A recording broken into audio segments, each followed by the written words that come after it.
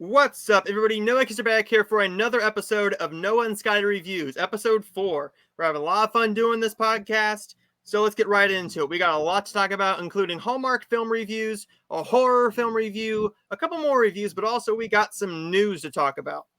So let's go right into the first topic of the day, which is going to be time for her to come home for Christmas. Now, for this one, I'm a big fan of the Time for films. I love all the films. And for me, let's get right into it. Last year, we had a fantastic one with Tyler Hynes. Fantastic. The year before that, we had a fantastic one with Jesse Schramm. And then the year before that, we had a one with Lacey Chabert. This one stars Shanae Grimes-Beck as Carly. And she heads back to a small town to lead a church choir at Christmas time, facing her first holiday season without her mother. While there, she connects with a man back in town after serving in the army. This is a film that was a massive disappointment. This is a massive disappointment. This is the weakest Time for film. It's the weakest Time for film by far. I know you've only seen a couple of them, but of the ones you've seen, this is a disappointment for you as well. I'm pretty sure. Yeah, and the most forgettable one, I think it'll be. This movie does have a couple good things going for it, though. Her performance is very good. Mm-hmm. The romance, the chemistry is there. It's just not very developed. Mm-mm. No. But mostly, this is one where I just watched it last Friday, right? Yeah. I don't remember hardly anything about this film.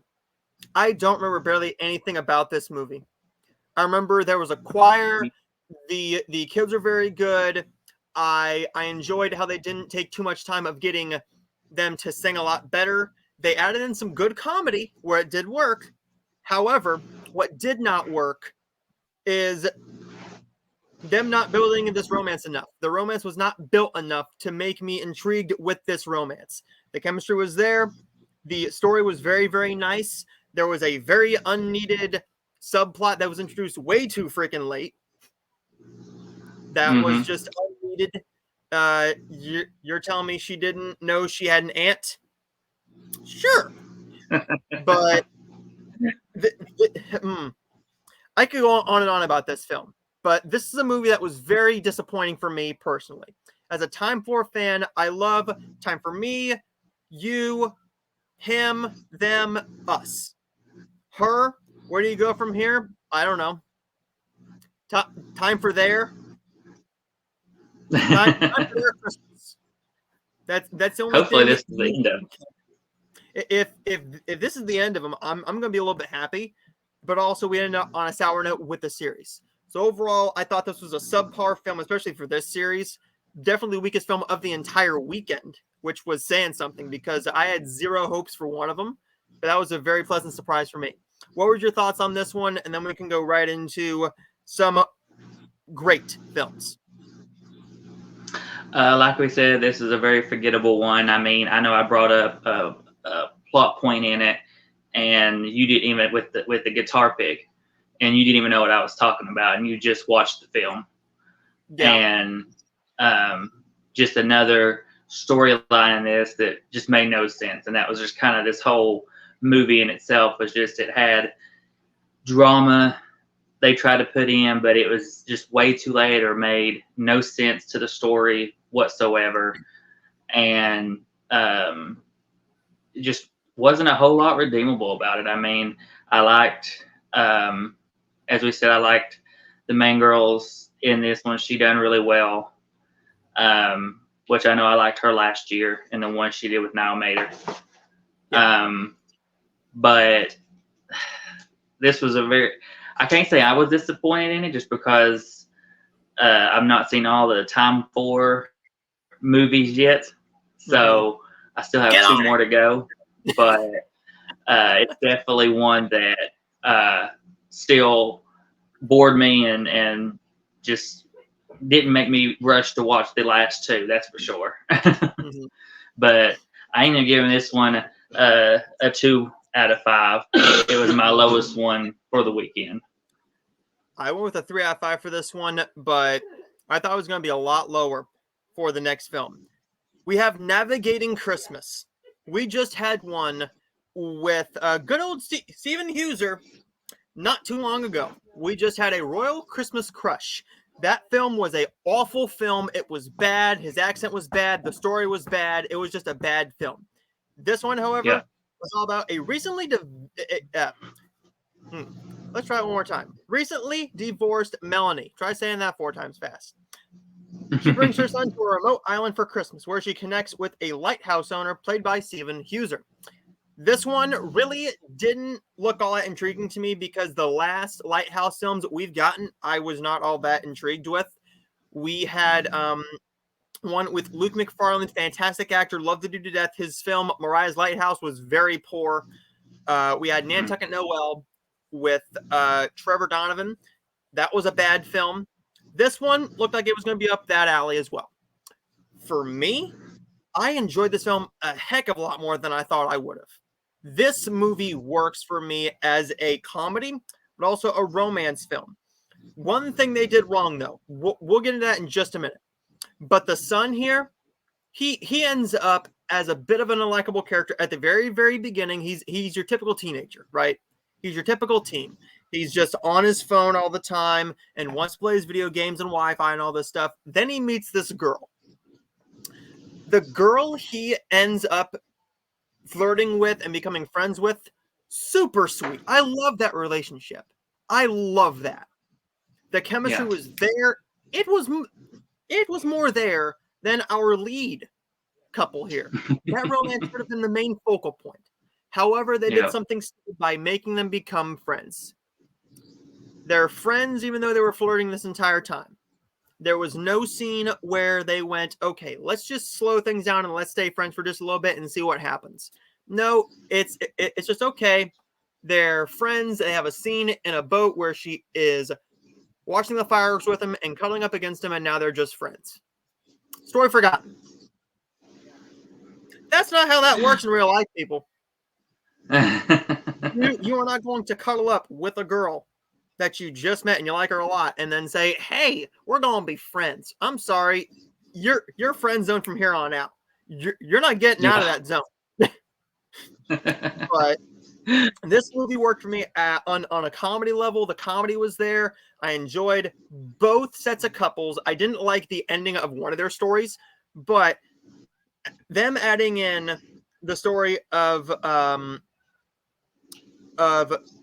Steven's character Peter selling Lighthouse, that should not have been in here because you didn't focus on that a whole lot.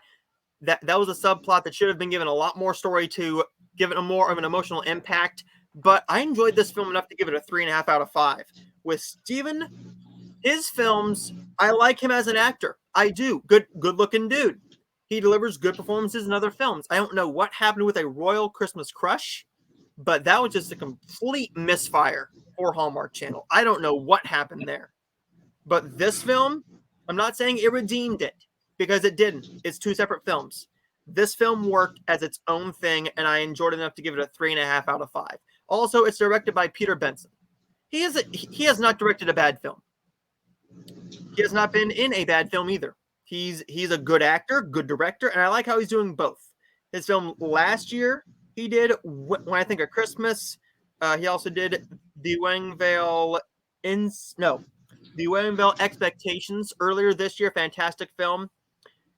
Time for Them to Come Home for Christmas and The Santa Stakeout, as well as Sweet Carolina.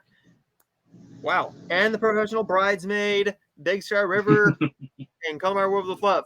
So he's had a lot of films. This is by far one of his weaker films, but that's not saying anything because he's had some 4 or 5-star films on that list there for me personally. What did you think of this film overall? And then we can say whether we thought this film was better or Time for Her to Come Home for. No, we already know. We already know. But what did you think about this film?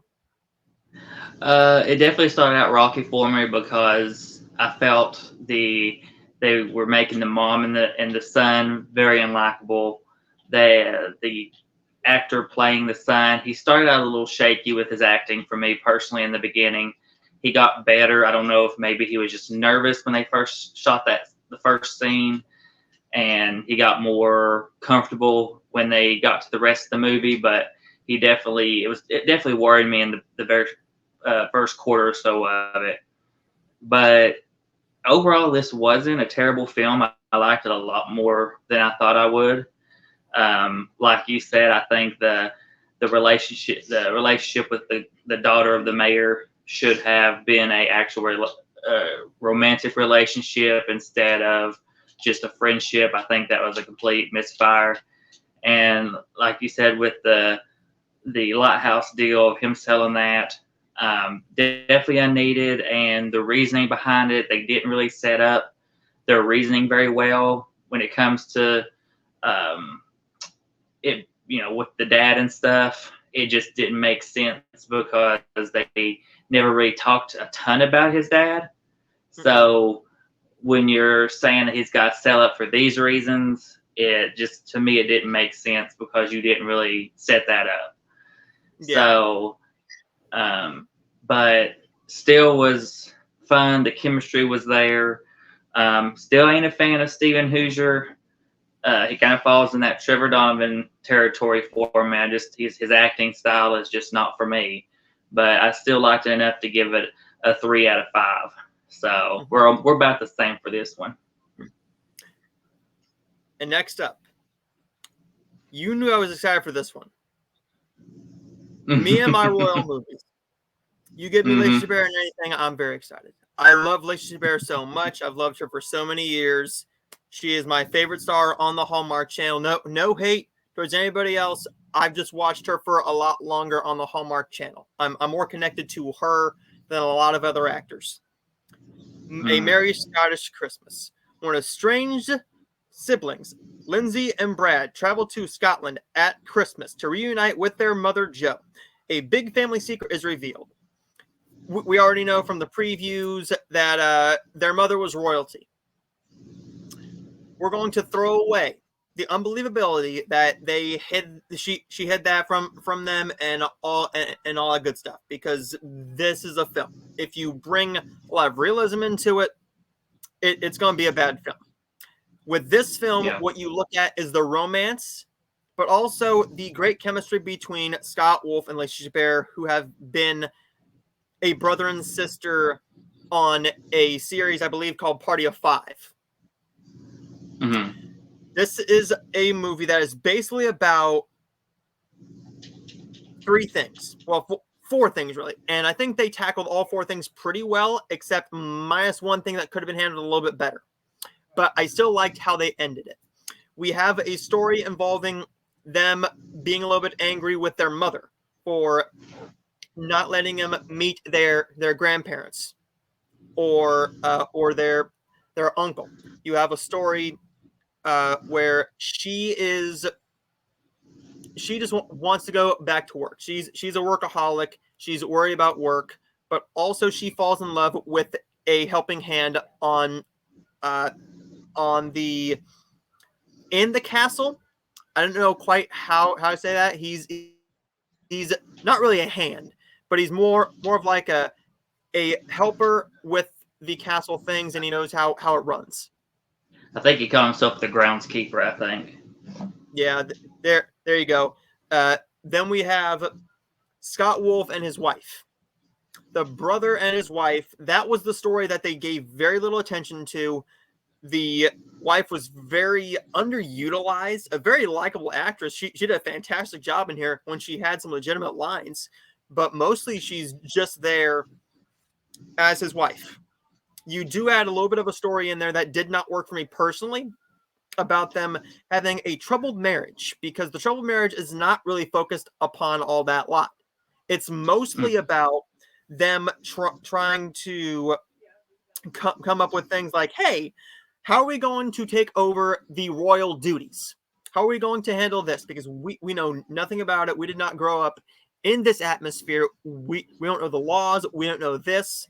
But We do have a nice scene involving I just lost his name. Will Kemp. Will Kemp in a Yeah. cameo here. If you don't know, he's a legitimate dancer and he dances. They had a nice, very funny reference to Christmas Waltz. Lacey walks up to him and says, I only know the waltz and tango. Giving a callback to their two other films they did together involving dancing, The Dancing Detective and A Christmas Waltz. Very funny. I'm liking all these cameos. Give me more of these because they're very funny. But if you would have taken away the marriage troubles, then this could have been a better film. Or if you could have given more attention to the marriage troubles, take away a scene of, say, maybe them learning that the uncle had passed away, and there's a law where it has to come down to a next of kin. He didn't have any kids. Maybe a next of kin in that country could be a niece or nephew, because the sister can't do it. I think you could have done a better job with that. But the chemistry between Lacey and her love interest was there. He was very charming, very likable guy. Scott Wolf and Lacey Chabert have tremendous chemistry here. I enjoyed this film overall. If you would have fixed the marriage in here, the marriage subplot, I thought it could have been a higher film, a 5 out of 5, but I'm still going with a 4.5 out of 5. I really enjoyed the heck out of this film. And if you would have told me that this was going to be the highest rated film of the Hallmark weekend, I would have agreed with you, but not by how much. And we'll get into that in just a minute or two. But that was crazy. What did you think about this film? And did you like it the same as me? I was very nervous about this one because I know in the preview I was telling you how it seemed weird that their mom would have this Scottish accent. Neither one of them would have it. And then, of course, you get the fact that they, as the movie got started, that they didn't even know their mom was royal, or they had a whole royal side of the family, how she kept that from them for so many years. Mm-hmm. But surprisingly, I really enjoyed this movie. Yes, it had some minor story flaws with the two I just named, and then the fact that them having to put the castle up for sale and all that probably isn't the realistic route that would happen if they chose not to take the throne or whatever. You know, they kind of stretched the truth a little bit on what would actually happen to that. But really, the only issue I had was the same as yours, and that was the brother and his wife storyline. I mean, it seemed like they resolved all their problems by just accepting the throne of him being, you know, the Duke and her being the Duchess, kind of like wiped all their issues away, in my opinion. And that's just a lazy way, I guess, in a way to fix the issues. I mean, I know they were trying to wrap it up because it was getting towards the end of the movie, but they definitely should have figured out something different with that. But overall, I thought the cameo was great, and I gave this one, same as you, a 4.5 out of 5. I was very shocked by it. Hopefully, her next film is just going to be just as good, if not better, because we got the new one coming up. So, moving into the next one, let's talk turkey. Holiday Hotline. If you would have told me that this was going to be a very charming comedy, I would have laughed in your face. Because this is mostly a rom-com that focuses on the comedy. They added a nice bit of drama here, but the comedy really works. This is all about, upon leaving London and working at a cooking hotline, Abby connects with a anonymous caller, a single dad who Abby unknowingly is already smitten with in real life. This one stars Emily Tennant and Niall Mater. Niall Mater is one of these actors who you absolutely love to death. You love this guy, and so do I. Emily Tennant. He's my favorite, one of my favorites. Yeah. Emily Tennant. She is so freaking likable in here as both Abby and Peggy, because she is from London, but when she comes to the S and works at the hotline there, she comes up with a American accent, and she takes over the name Peggy. That is very smart. One, because you don't want to get connected to anybody. Two, someone might question, why is someone from London over here telling me about how to cook a turkey for Thanksgiving? I don't know how Thanksgiving works over there in London. I don't even know if they have Thanksgiving. I am an American. But if you would have told me that this was going to charm me as much as it did, I would have laughed at you. This is a fantastic film. This is a fantastic film. Now, I do have a small issue with them not telling the complete truth the entire way through the film, but that's just a minor flaw. Because, yes, they both lied to each other. However, she lied to him a bit more by not telling him that she was actually Peggy. One, I get why she did it, because you didn't want to lose him, but also he's in love with you anyway, so what's the point? He's in love with you anyways, so he's in love with two different people, but it's the same person with just two different names and a different accent. That's it. Now, as a normal film critic, right? If I am going to be watching this like this film here, or this film, it would be awful. If I was going to do it as either one of these two, this is an awful film. You look at a Hallmark film, completely different, because it's a lower budget film. It's not made for like hundreds of millions of dollars. These are made for maybe $1 million, a couple million, 2 million, 3, 4, 5 million. But looking at these, you look at the chemistry, the acting, the comedy. If the chemistry is not there, then it doesn't work.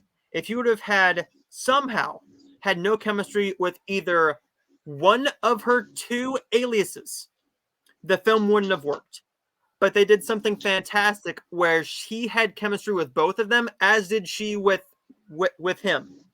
Because Niall, his name he goes by is Jack and John.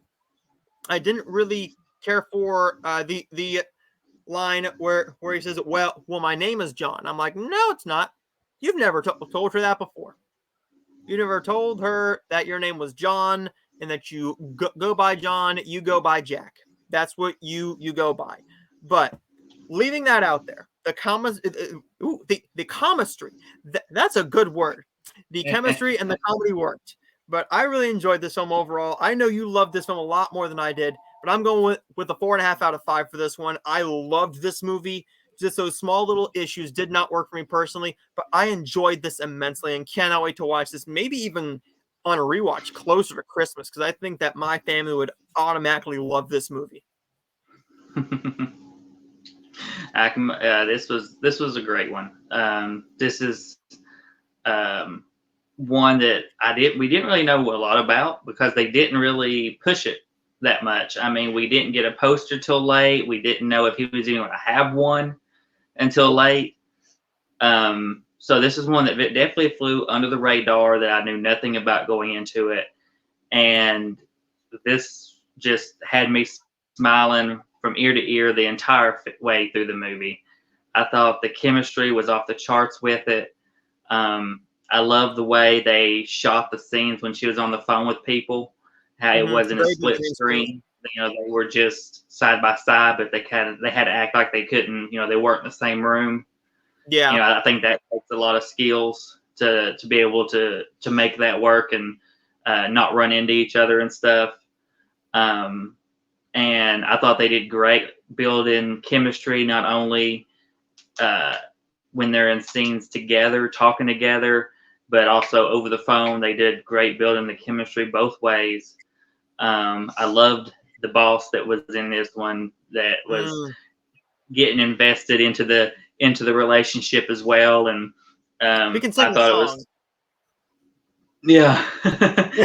uh, but you know, she got the thing with this one. She got so deep into it. I know that he said there was that point where she was getting jealous of her own self because he was he hung up on her to basically talk to her in person or whatever it was, and he's like, the boss is like, "Are you getting jealous of yourself?" And she was like, "Oh," she could tell she was just in so deep with it, and to me, you could have, I said this to you too. You could have easily had took this movie and put it on Thanksgiving. And because this movie basically starts out as a Thanksgiving movie and transitions flawlessly, in my opinion, to a Christmas movie. And that's kind of exactly what happens to everybody in real life. As soon as Thanksgiving dinner's over, people go home and start decorating for Christmas, sometimes the same day. And yeah. Unless you're Ashley, and Ashley would love to have any tree up all year round.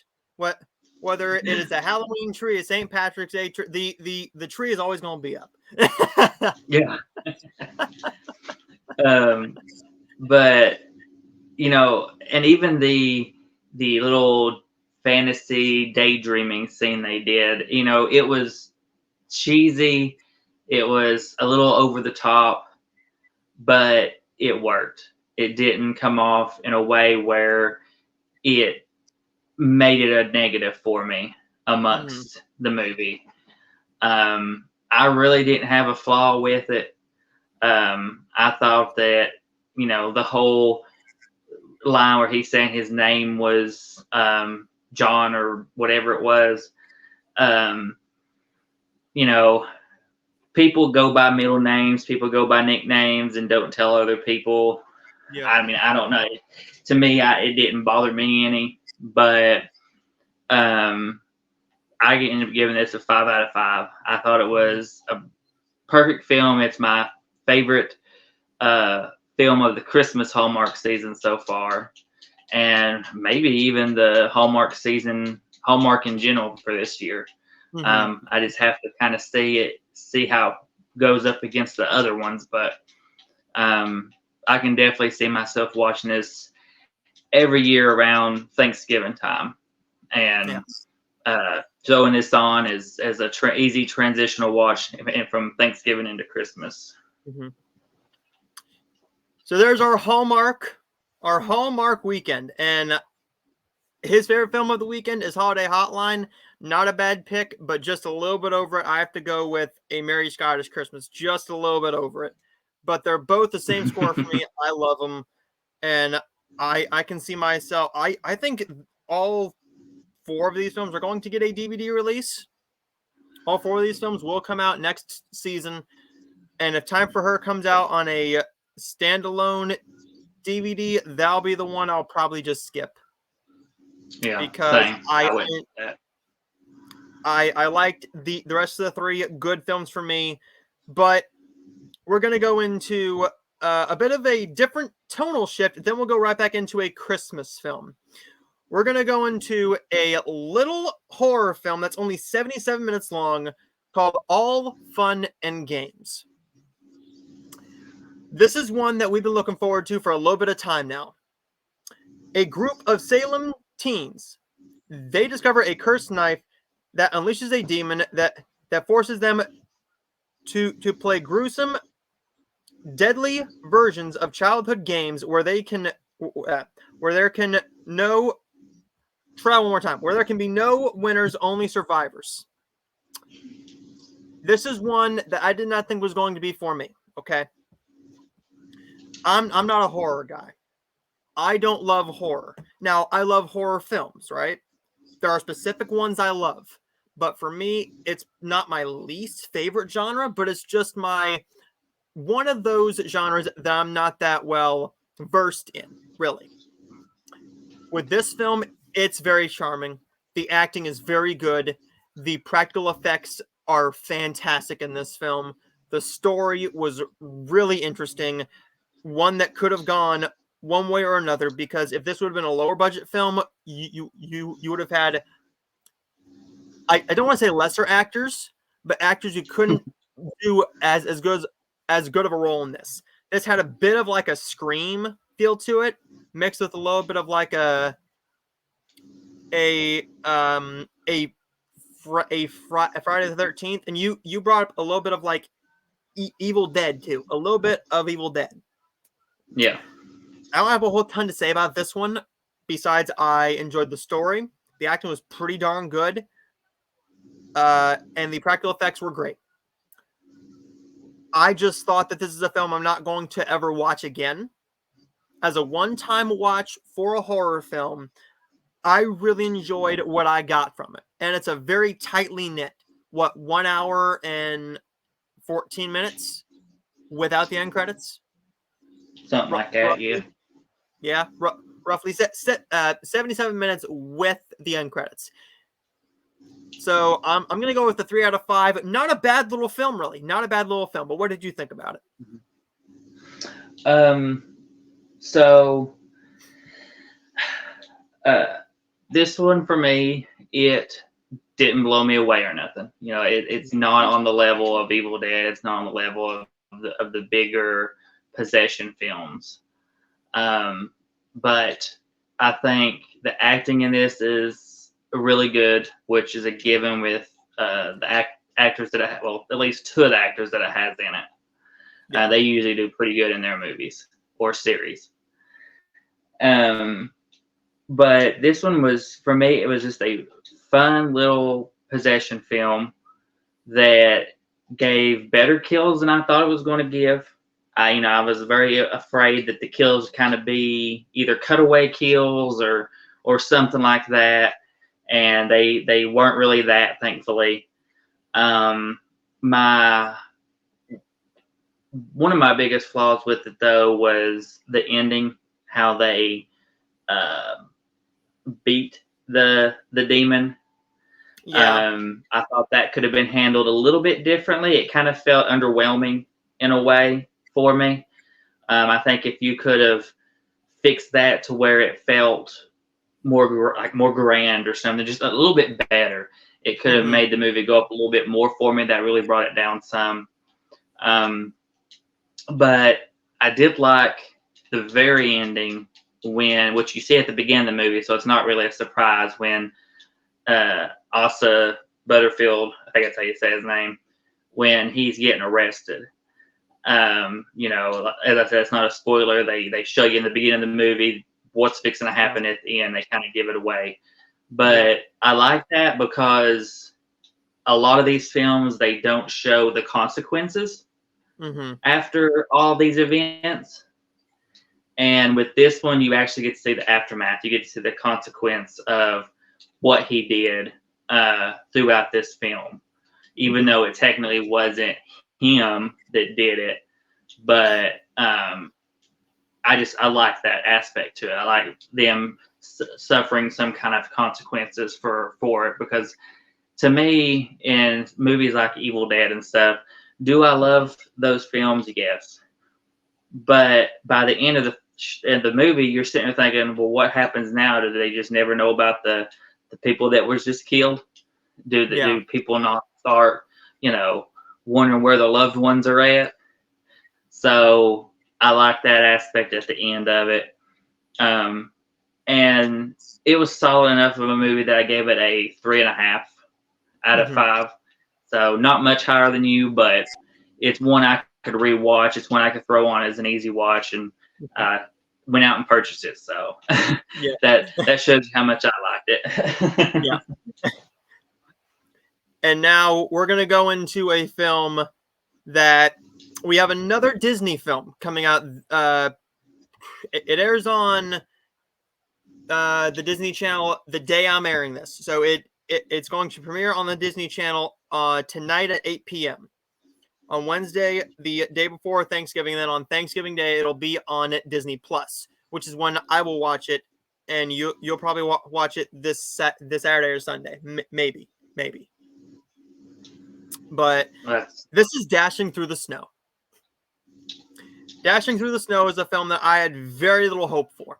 This trailer did not do a ton for me, but I went into this because I love a good family Christmas film. This is about Eddie Garrett, a good-hearted man who has lost all his belief in the wonder of Christmas. While spending time with his 9-year-old daughter named Charlotte on Christmas Eve, he befriends a mysterious man in a red suit named Nick. Ludacris plays Eddie Garrett. Laura Howery plays Nick. These two have good chemistry. While I can see how some people thought that Ludacris did have a bit of like a woodenness to him, I think that's kind of how you had to be in this role, because if he overplayed this, it would have been overacting to every word, because I think he played this role very, very well. We normally know him as either a star in the Fast and Furious films, or he's a small role in this, or as a rapper, right? For his first family-esque film, I thought he did a very solid job here. Very solid job. The girl is very likable. The story is fun. It has a lot of good comedic moments besides one line that I still don't like. And it's said by Ludacris. His line is, "It's ludicrous." They made Ludacris.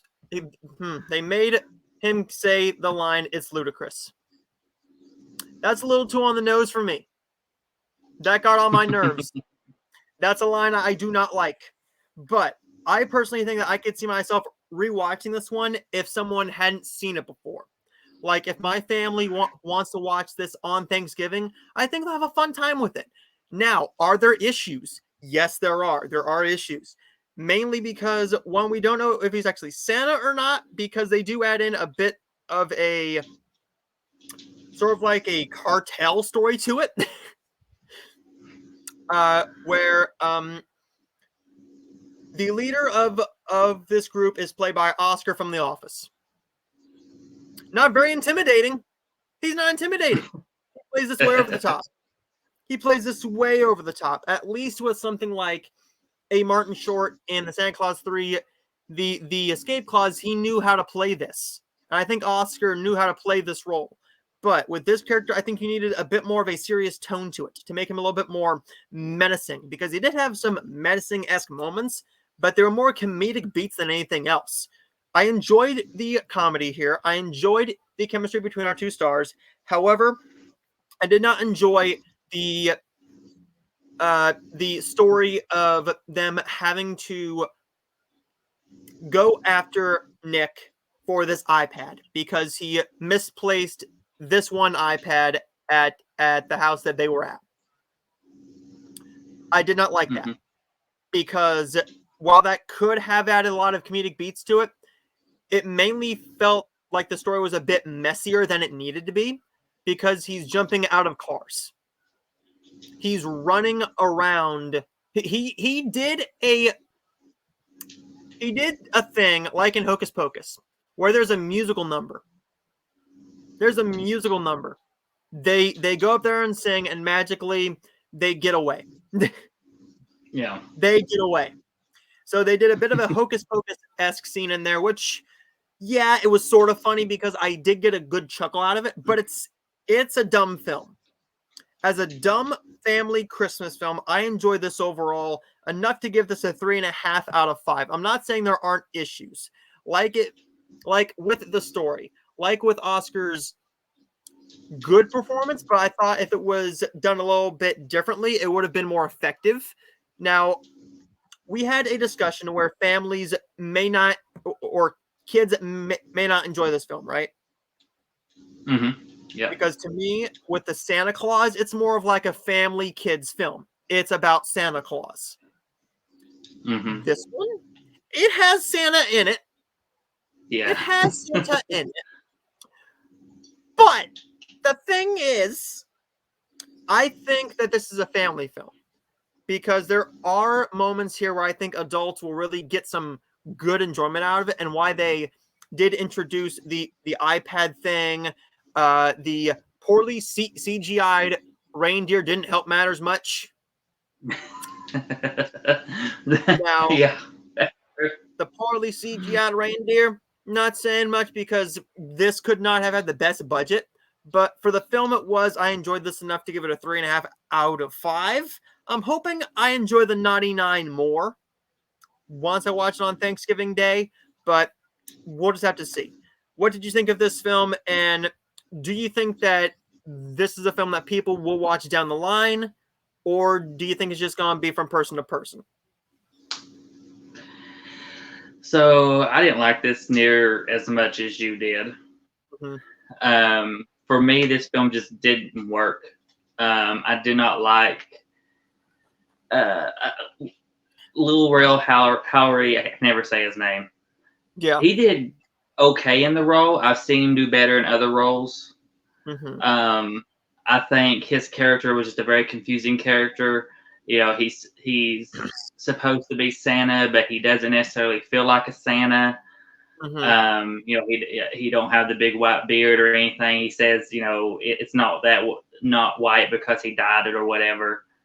And so his character is just a very mixed character for me. I didn't really care a lot for Ludacris in this one. I just thought he was very unlikable for nearly most of the movie, pretty much all the movie until the end. And the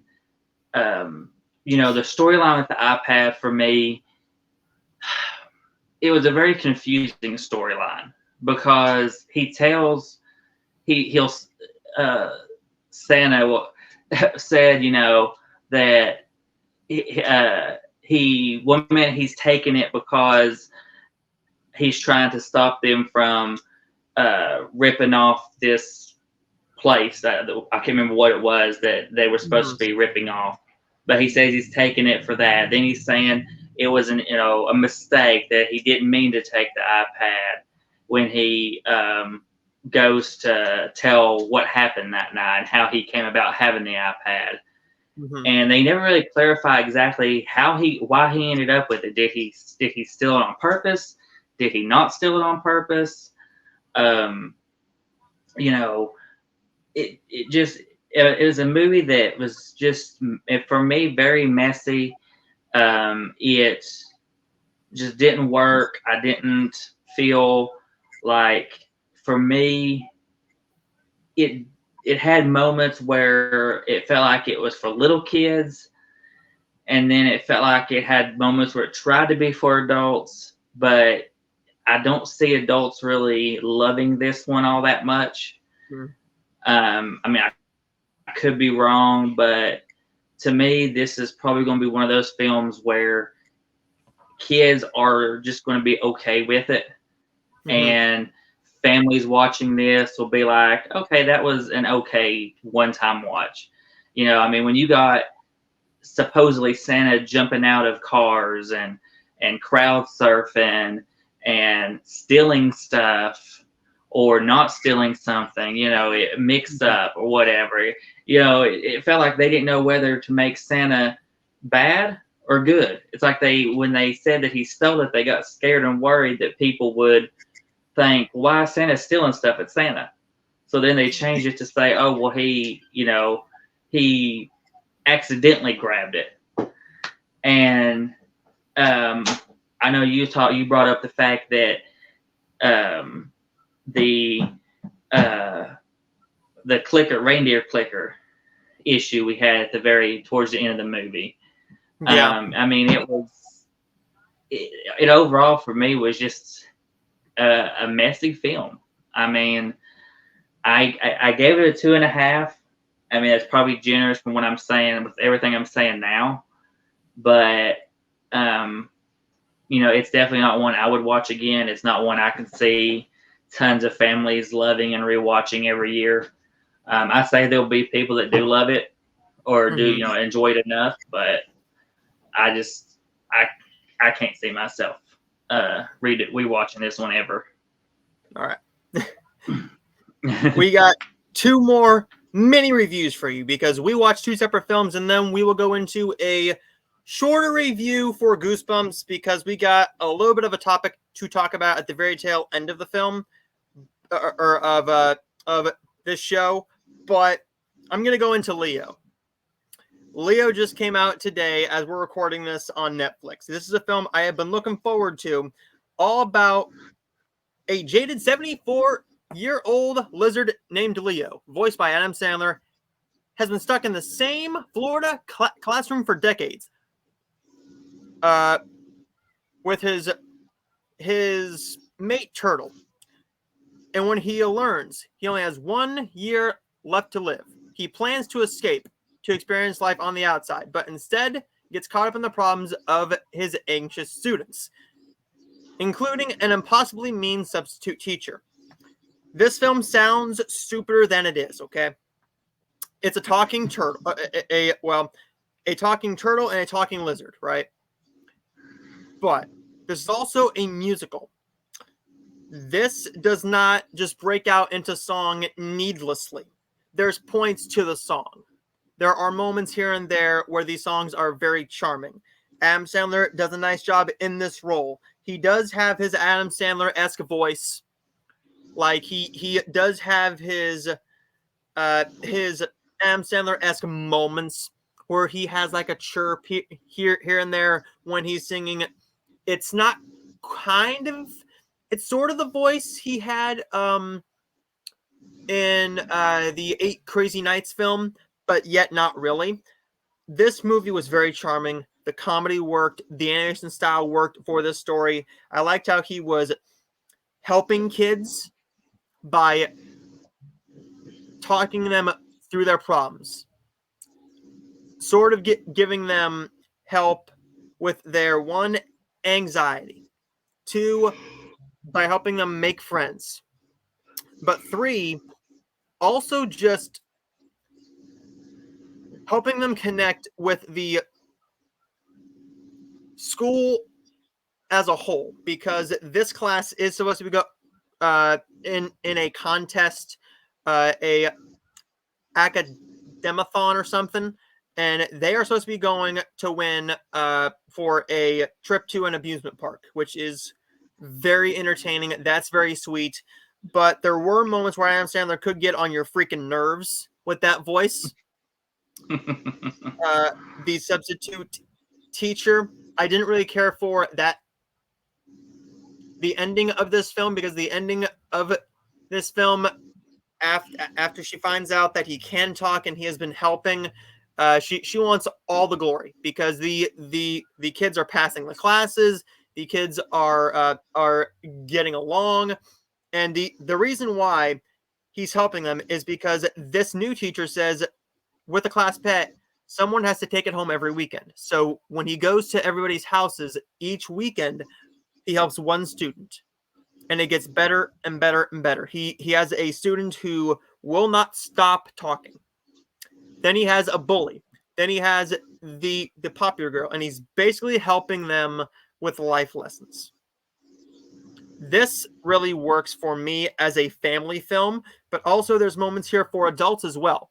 There's a very funny scene where the bully goes, the turtle is with Leo, and he goes, "Hey, so how are babies made?"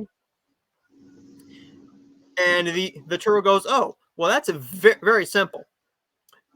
And he says how the turtle babies are born, and he goes, so my mom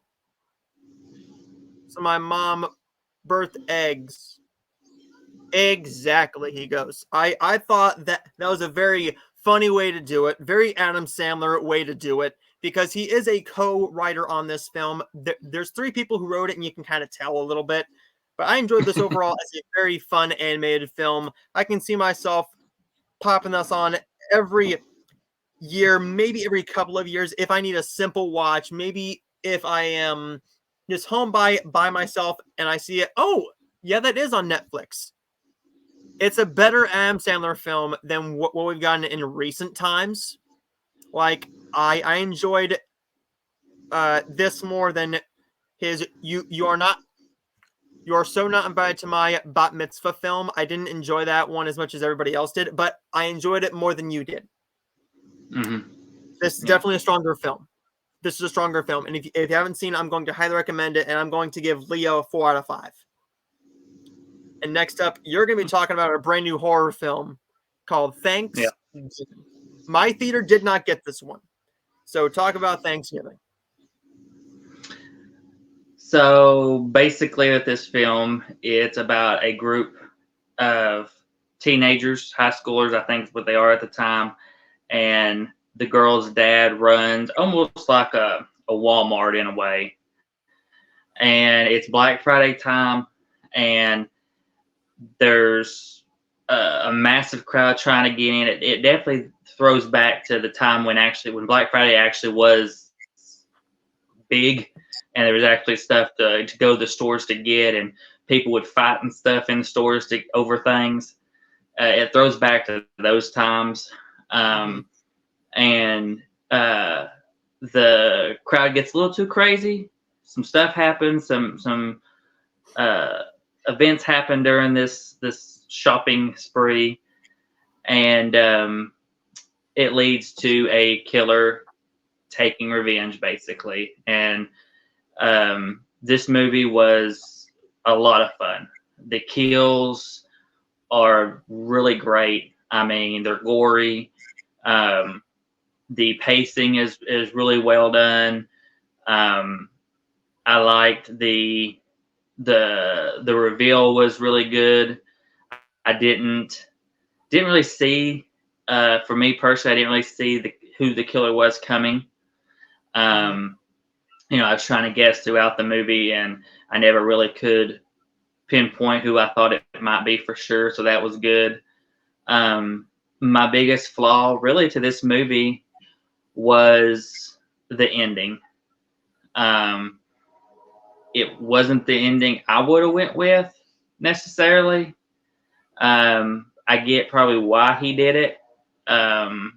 You could tell he was probably paying homage to other horror film with the same ending. I'm not going to say what horror films because I don't want to give what the ending is away. But overall, it was just a very fun slasher, one that I could see myself watching every year around Thanksgiving, and one that I would highly recommend everybody see when they get the chance to see it, because if you're a gore fan, if you're a slasher fan, this is just a lot of fun. And I ended up giving this one a 4 out of 5. It didn't hit that 5 out of 5 mark for me just because of that ending and stuff, but still a very solid score and a very fun film. Mm-hmm. Next up is Goosebumps. I binged the last 5.5 episodes of this today so we could talk about it. This is a series that could have gone one of two ways, right? You could have gone a kiddie route, like you did with a entry-level horror with the comedic horror side of the original series. I saw some episodes of that. I was never really a Goosebumps fan. I might have read a book or two. I've seen a couple of the episodes, but I didn't grow up loving Goosebumps. This is all about a group of 5 high schoolers unleash supernatural forces upon their town. Now they must work together in order to save it. So basically the first 4 or 5 episodes of this show is basically about one of these 5 kids and what happens to them. So let's say one involves a mask, one involves a camera. Let me do a little bit of research here. One involves a camera. One involves and then the worms. Yeah. So the first episode was the camera, then the haunted mask, then the clock, then the worms, and then the scrapbook. Episode 6, we get Slappy, which is what everybody was wanting this show to be. It was basically about Slappy because everybody loves Slappy. However, I'm going to get this out of the way before I actually get into the full-on review. This thing was way too damn long. This did not need to be 10 episodes.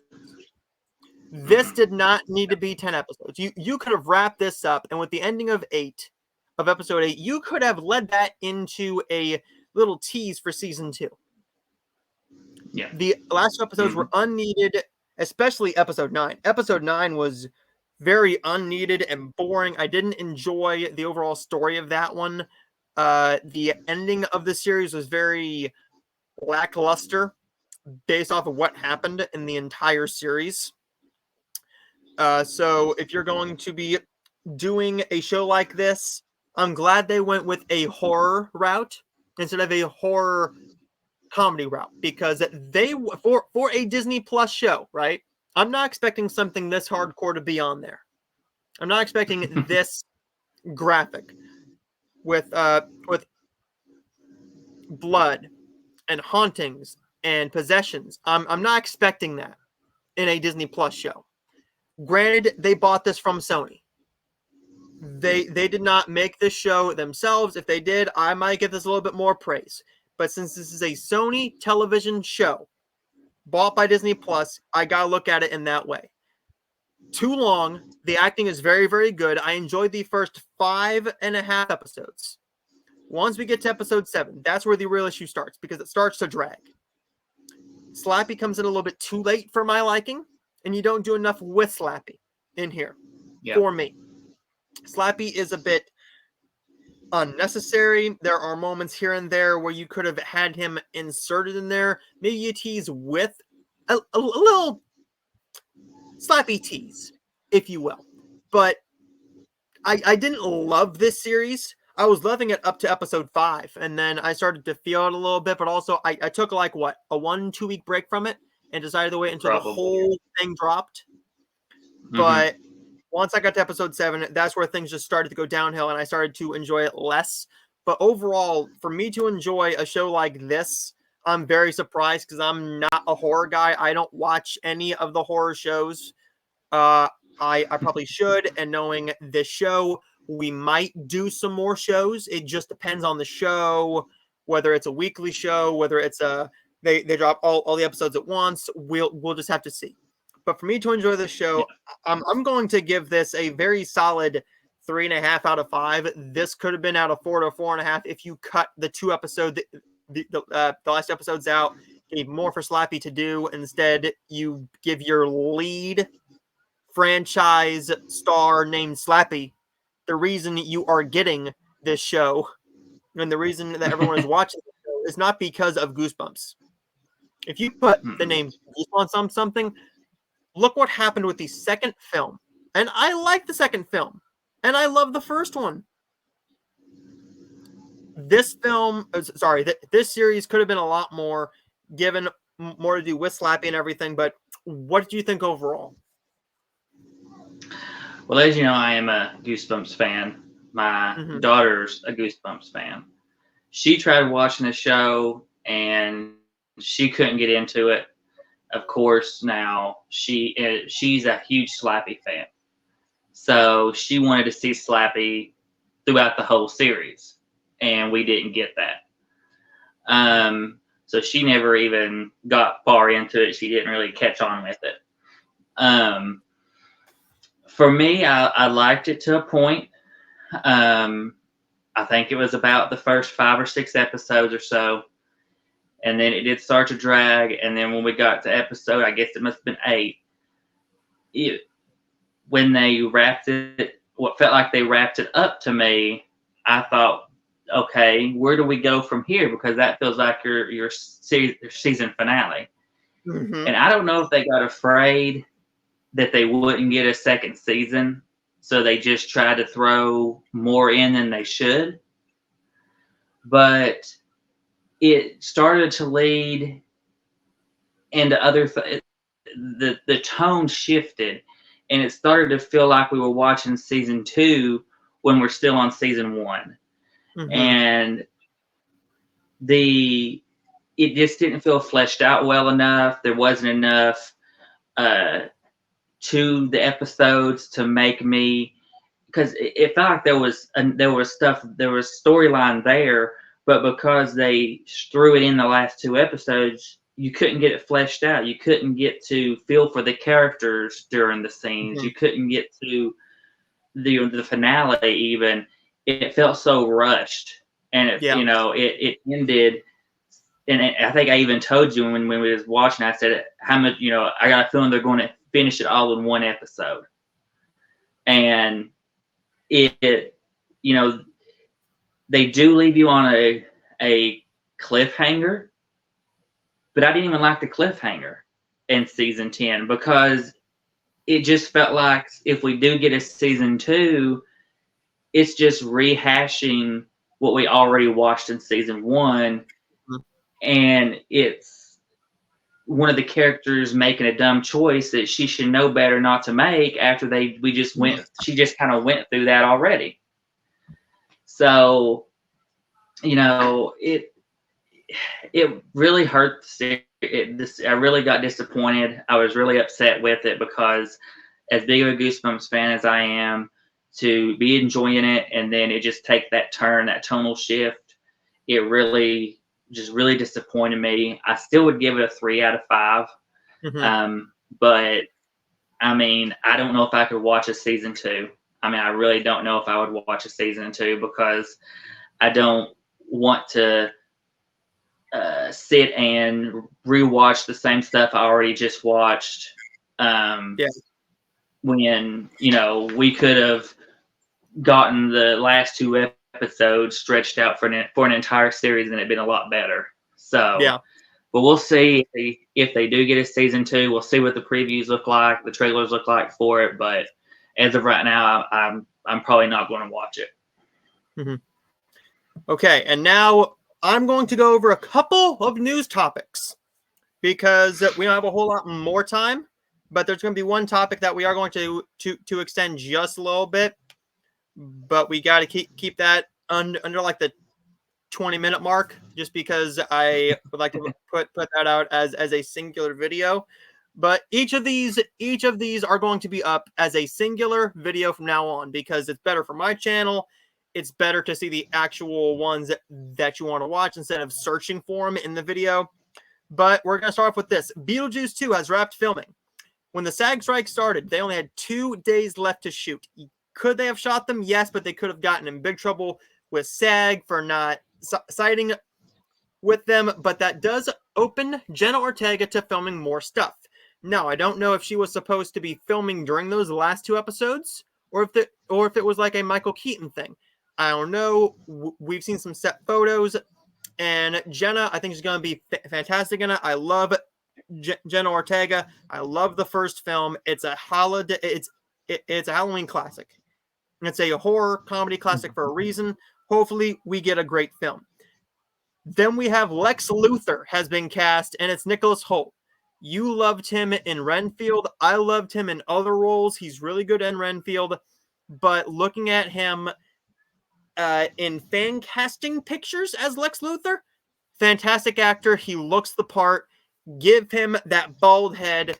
I think he's going to make a great Lex Luthor. I'm going to give James Gunn all the credit in the world because I love the Suicide Squad and I love the Guardians of the Galaxy films. Let's just see what he does with the new films. He had nothing to do with any of the past films because the last film, Aquaman, and The Lost Kingdom or something, he was not there when that film was being made. He came in after the production of it, after the filming. But we will talk a little bit about the trailer for Imaginary. I don't think we have a whole ton to say about it, but this is a Blumhouse trailer. That's a Blumhouse trailer. It's a Blumhouse trailer. Yeah. It's about this bear. I think it's possessed by a demon, and it's a killer bear movie. I mean, we just got Megan. That was a big surprise. That could have been super than hell, but it was actually very enjoyable, very good film. Imaginary could be the same way, but what did you think of it? Well, I know actually she said she thought it looked good, the Imaginary trailer. Oh, yeah. To me, it looked like another Z or Come Play. But you didn't like those, I did. Yeah. So for me, it was a little bit of a disappointment with the trailer. I obviously will end up seeing it because of Ashley wanting to see it, but I don't really have high hopes. It just looks like it's going to be another one of those where I'm just disappointed in it. We've seen the imaginary friend with I think it was Z that did the imaginary friend, wasn't it? So we'll see if it plays out the same way as Z. But it definitely looked like a Blumhouse film, like you said. It definitely looked like a Blumhouse movie. Yes. I don't think it's going to reach Megan. I don't think it's going to reach. I don't even think it's going to reach Five Nights at Freddy, honestly. But we'll see. Well, I'll watch it, and I say you'll watch it, and we'll give our review for it on here. But I don't go in expecting much at all. Mm-hmm. Now, this topic is going to be a bit of a loaded one, but we're going to try and keep this short. Then we will go into what's coming next week, because there are a lot of films coming, and that's not going to take a whole ton of time. But let's get into this.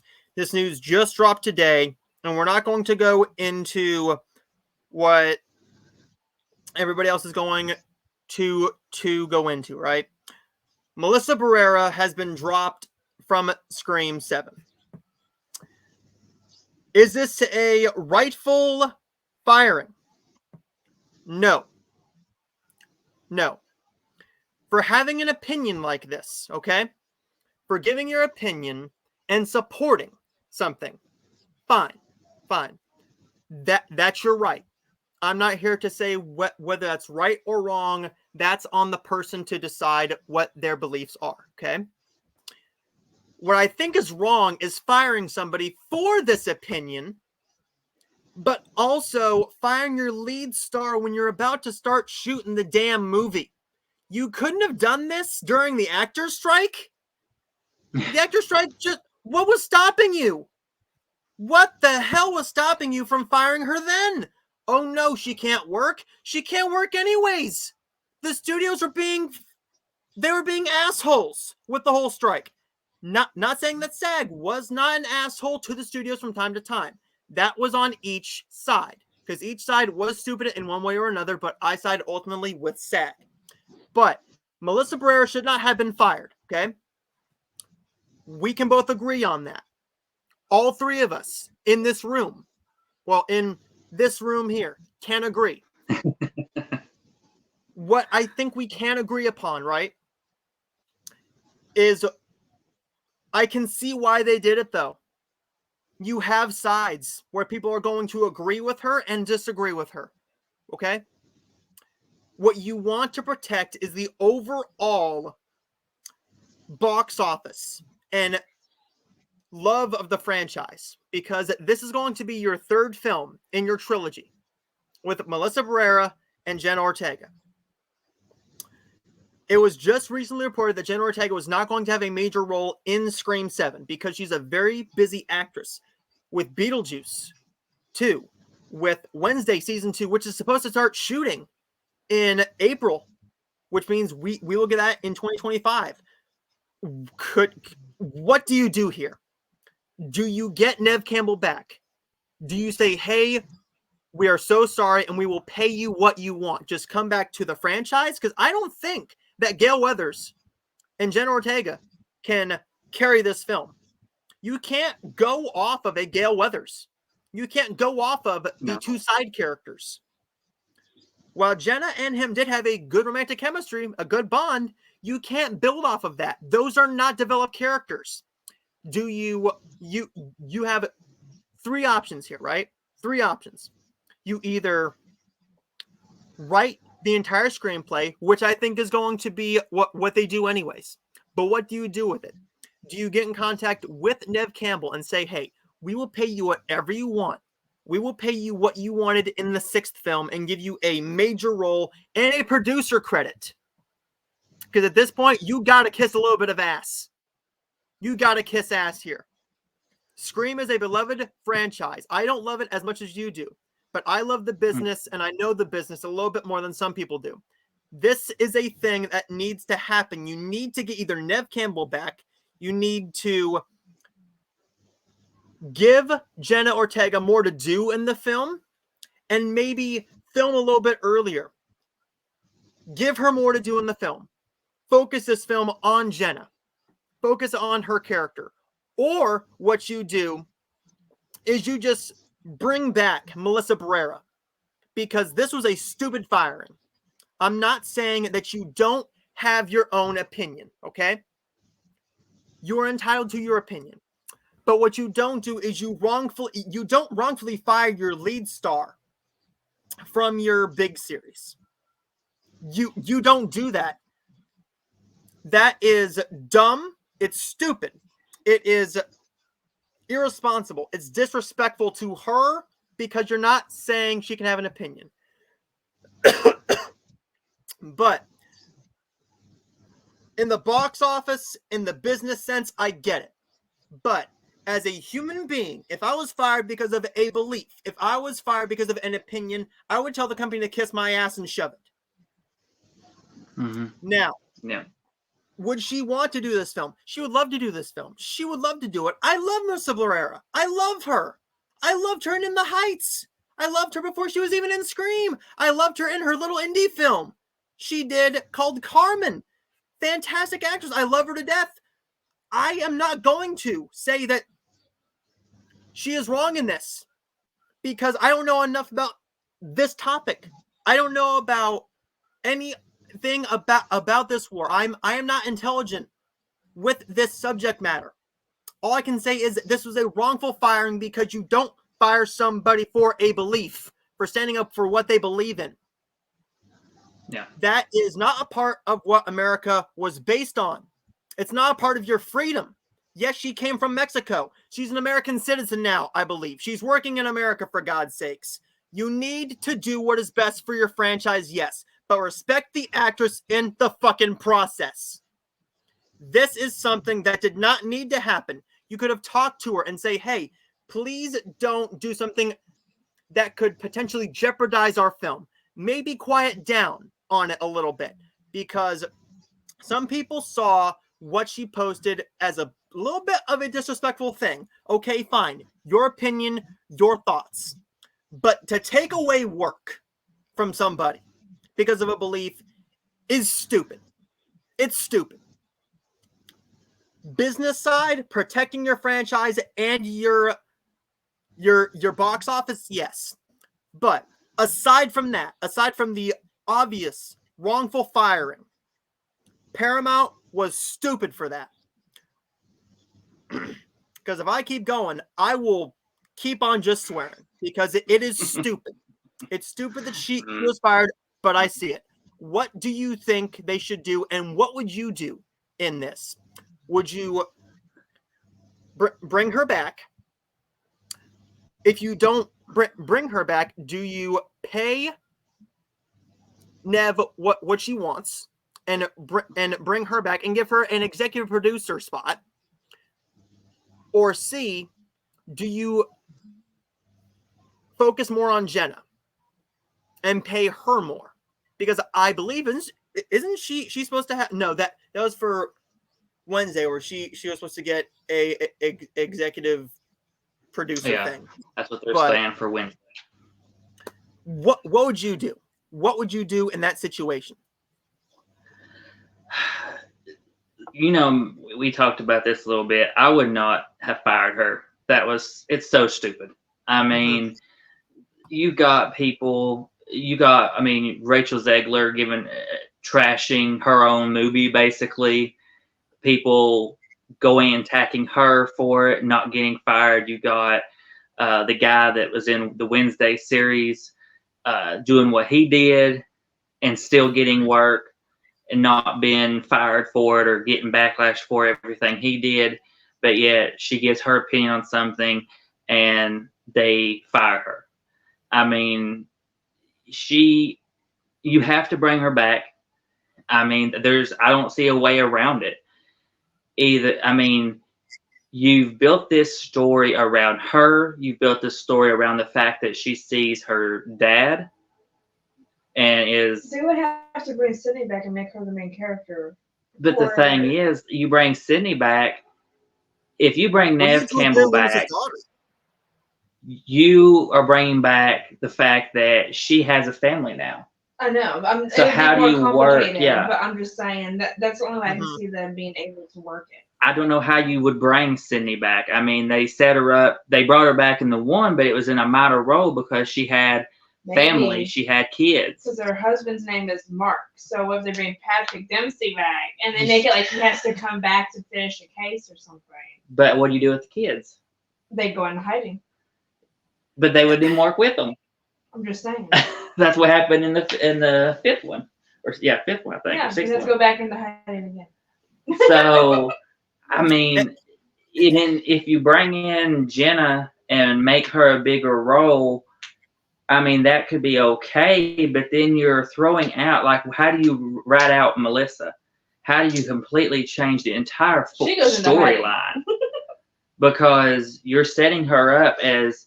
Is she going to go crazy like her dad, or is she going to stay on this track of being like the anti-hero in a way? And it was stupid. It's screwing everything up. It worries me what the seventh one's going to be like now. I was all excited for this one when they announced it's going to be a Christmas film. It's going to be set at Christmas time. I was excited for that. I was ready to see it. And now this, it worries me. It almost makes me not want to see it. If Jenna don't have time to do, if she's going to be a minor role in it and she don't have time to do more than just the minor role work, then you can't build it around her. You can't build it around the twins because they're not Dewey and Gail or nothing. People want to see Gail dead already. They're tired of her character. They've been wanting her killed off every movie so far, and she keeps coming back. And I don't think it's not going to be easy to bring Sydney back because of the family aspect. She has kids. That's why she was, not in the last one. It just I don't know what they do. The only option I see is bringing Marissa back and letting her apologize, maybe having her apologize. No. Even though she shouldn't have to apologize. But, I mean... For the sake of the movie. Because, to me, the studio screwed either way. Firing her, you're getting the backlash from the Scream fans. Not firing her, you're getting the backlash from the people that didn't like her comment. Mm-hmm. So, but here's also the thing, all right? Nobody was calling for her to be fired. I had no idea she made these comments. Nobody knew, and nobody cared. But I think they overreacted. They acted a little too early because one, she probably knows she's not going to be able to come back unless they kiss her ass. Because to me, at this point, she does not apologize. You do not apologize for what you believe in. That is your human right, and that is what you are entitled to, right? Whether I believe in it and whether you believe in it is completely irrelevant, and what everybody else thinks is completely irrelevant to you as a person and your beliefs. Mm-hmm. It's up to her what she believes. They should not have fired her because of of what she loves and what she thinks. That's stupid reason to fire her. But we could go on and on and on. But we will have a lot more on this. But here's the thing. Very, very quickly. Do you think that with her being fired the way that she was, is Jenna gone? Is Jenna going to be gone? Because there are rumors that other stars will be leaving. So once she hears about this, she's a minor role anyways. Does she need the money? I think a lot of them may be gone. I mean, I think that they may have to scrap it, and they may have to just end at 6. I mean, this may have potentially just completely trashed Scream 7, because unless she tells them, unless she goes and tells them, listen, don't worry about what happened to me. Do the movie. The fans want the movie. And she says she's okay with it. I don't see, I could see them just saying, we're done. We're not doing 7 if you're going to treat us like that. I mean, we just got over the actor strike. We just got through all that craziness. And then what happens? They fire an actress for no reason whatsoever, for having an opinion. Yeah. And, you know, to me, that sets the whole strike back a notch, because, you know, you just got through all of it, and you're backtracking on everything. So, and to me, if they do end up going through with this, I wouldn't be surprised if we don't get it till like next year, or till 2025, because I mean, there's going to have to be so much rework done, recasting, possibly. I mean, we'll see. I know we'll get more news coming out on this, but I would not recast her, because that would just make it worse. Because if you're going to hire somebody and they have the same belief as her, or a separate one, then it's a double-edged sword.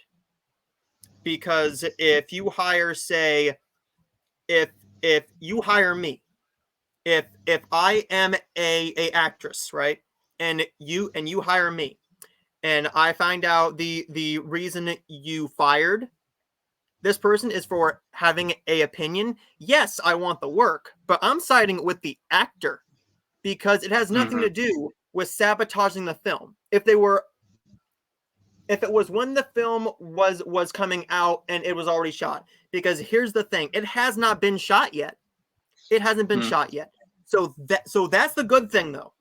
That's the good thing, though, because what you could have done then is if 7 was shot and in the can and being fully done and edited, what you could have done is said, okay, this series of characters is done, and move on to 8 with different characters. Yeah. You can't do that here, because you've already set up a trilogy. You've already set up these characters. I don't know what you do here. I'm going to hope they bring her back, if she even wants to come back now. If not, fine. If we have to scrap this movie, fine. But I don't know whether you scrap it. I don't know what you do here. But it's an unfortunate thing for her and for the Scream fans. But I mostly feel sorry for everybody in this situation. It's not like they wanted to fire her, but I would not have fired her. I would not have fired her for an opinion, for posting on her social media, because everybody says and does stupider things. What she did was voicing her opinion on a topic. You've had people do much worse and poach much worse, and you have said a couple of them, right? Like assaulting people, still getting work, no repercussions. This and that and the other things. What she did was an opinion. It was not bad. It's a human right, and for firing her for being a human being and giving her opinion is stupid as hell. But that I've said my piece on it. Lost my temper a little bit, but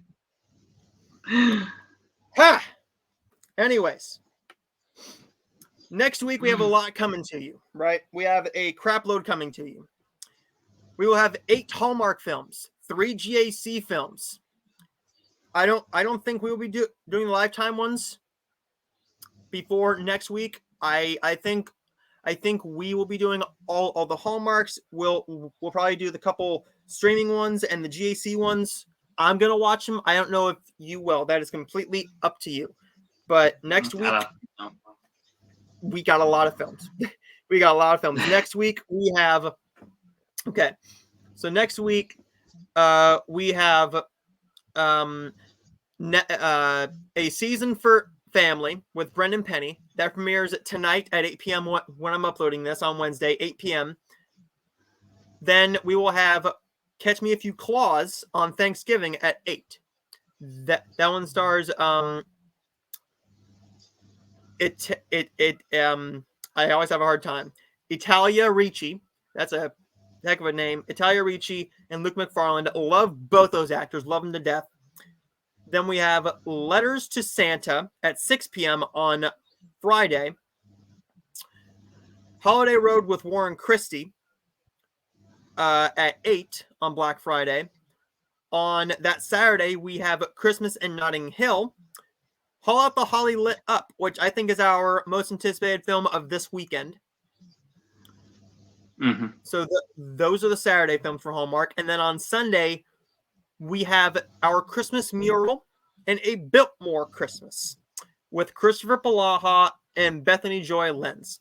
Now, we do have my Christmas Hero on GAC. We also have A Royal Date for Christmas, I believe it was called, with Danica McKellar.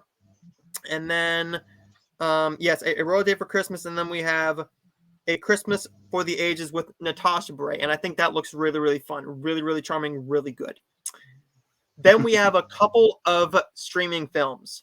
On Thanksgiving Day, dropping on Disney Plus, but also airing the night before on Disney Channel, The Naughty Nine. Genie on Peacock with Melissa McCarthy. Good Burger 2.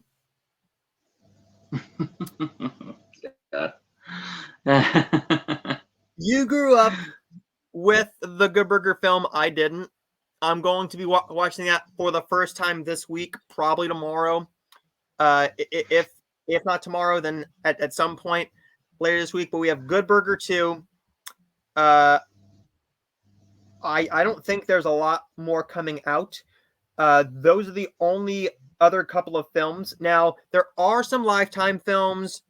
There are some Up TV films, but I think that the Naughty Nine and Genie and Good Burger 2 are going to be the ones that will be the easiest to do, because yes, there are some films in theaters.